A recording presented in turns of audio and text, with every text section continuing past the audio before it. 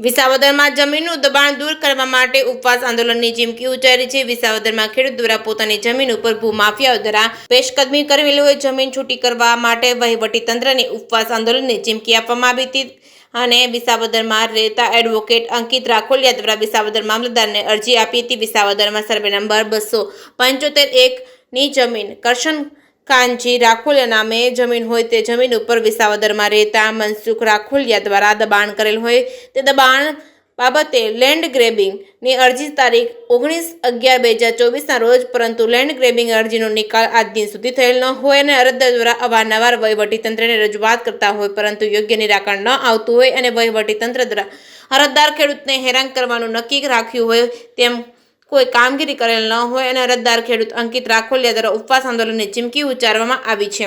JKS Gujarati સાથે હરેશ મહેતા, વિસાવદર। અંકિત Parsottambhai Rakholiya, advocate, Visavadar. અમો અરજદાર અમારા દાદાના નામે વિસાવદરની અંદર જમીન ધરાવીએ છીએ। તે અસામાજિક તત્વો લલિતભાઈ મનસુખભાઈ રાખોલિયા તથા મનસુખભાઈ વલ્લભભાઈ રાખોલિયા અમારી જમીન 5.5 વીઘાનું દબાણ કરેલ છે। તે જમીન ઉપર હાલનો કબજો ખુલ્લો કરી શકતા નથી અને 6 મહિનાથી લેન્ડ ગ્રેબિંગ હેઠળ અરજી કરેલી હોવા છતાં પૈસાના પાવરથી મામલતદારશ્રી, પ્રાંત અધિકારીશ્રી, કલેક્ટરશ્રીને પૈસા આપીને વહીવટ કરીને અમારી અરજીનું કોઈ નિરાકરણ લાવી શકતા નથી।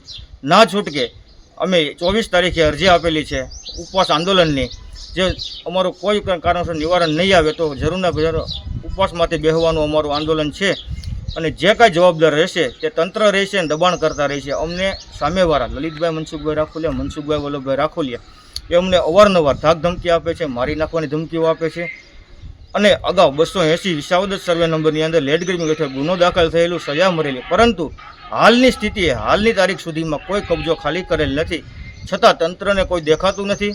શું કરવા માગે છે તંત્રને ખ્યાલ નથી આવતો કે એના ભાઈઓ વિસાવદર તાલુકાના માણંદિયા ગામની અંદર સરકારી જમીનની અંદર બગીચા કરેલા છે, દાર છે, પાકા મકાનો બનાવેલા છે, છતાં રાજકીય વગ ધરાવતા હોવાથી સરકારી તંત્રીઓ કાંઈ પણ કરતું નથી, તો તેને જવાબદાર કોણ રહેશે? અંકિત પરસોત્તમભાઈ રાખોલિયા, એડવોકેટ, વિસાવદર।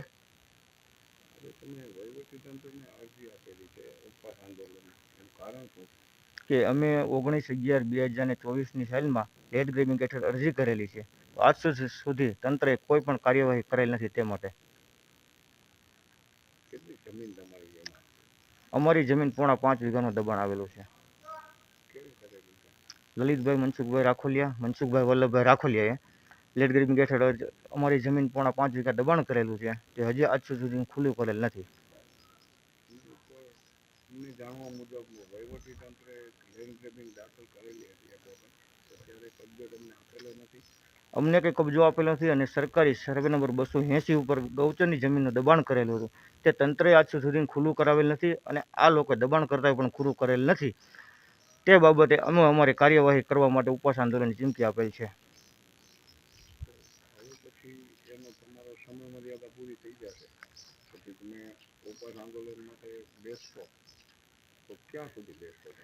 જ્યાં સુધી અમને અમારો કબજો ખુલ્લો કરીને નહીં આપે, તંત્ર કાયદેસરની કાર્યવાહી નહીં કરે, લેન્ડ ગ્રેબિંગ હેઠળ ગુનો દાખલ નહીં કરે, ત્યાં સુધી અમે ઉપવાસ આંદોલન માટે બેસતા રહીશું।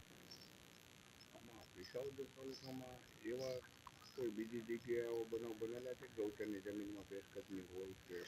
હા, વિસાવદરની કાલસારી સીમતળની અંદર આવેલી છે, વિસાવદર સર્વે નંબર 280ની અંદર ગૌચર જમીનનું પૂરેપૂરું દબાણ કરેલું છે। તંત્રને ખબર હોવા છતાં કોઈ કાર્યવાહી કરવામાં આવતું નથી કે વહીવટના આધારે મામલતદારશ્રી, કલેક્ટરશ્રી અને પ્રાંત અધિકારીશ્રી આંખ આડા કાન કરીને બેસે છે